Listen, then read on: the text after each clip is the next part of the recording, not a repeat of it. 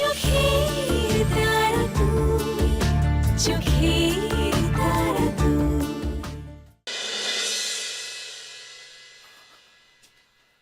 মধুশ্রী ছাড়া পেয়ে গেছে জানো? কি? মধুশ্রী ছাড়া পেয়ে গেছে। তোমায় কে বললো? আমি তো মাঝে মাঝে যাই, ফোন করি থানায়। সেখান থেকে জানতে পারলাম যে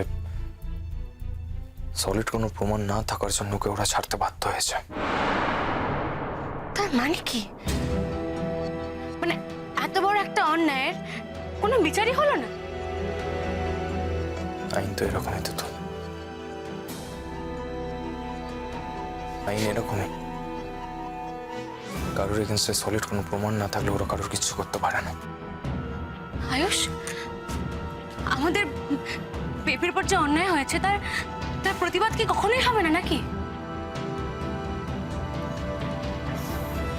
কখনোই হবে না কিনা জানি না,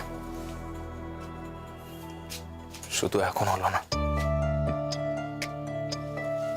আমাদেরকে ওর এগেনস্টে সলিড প্রমাণ জোগাড় করতে হবে তো।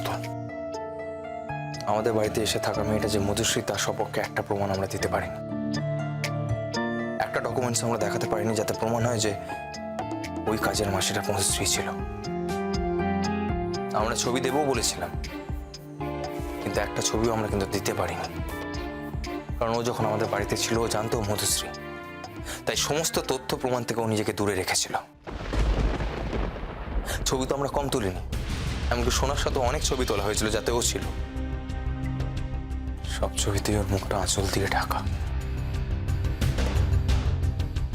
কোনো ছবিতে প্রমিনেন্টলি বোঝা যাচ্ছে না যে ওটা মধুশ্রী। তাই এবারের মতো আমাদের আমাদের ওকে ছেড়ে দিতে হলো, কিছু করা গেল না। আমি জানতাম ওর ওর কোনো বিচার হবে না। আমি জানতাম যে আমার সোনাকে আমি কখনো আমার কোলে ফিরে পাবো না। এমনকি এটাও জানতে পারবো না যে মধুশ্রী ওকে কাদের কাছে রেখে এসছে সেই খোঁজটুকু আমি নিতে পারবো না। আমি জানতাম এটা।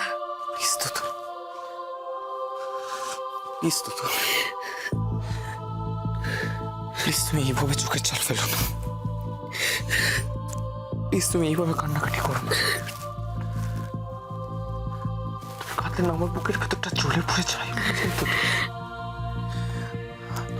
আমার মনে হয় আমি কতটা অক্ষম, আমি কতটা অপদার্থ যে আমার নিজের ছেলে মিসিং হয়ে যাওয়ার ব্যাপারে আমি কিচ্ছু করে উঠতে পারলাম না। কিচ্ছু না।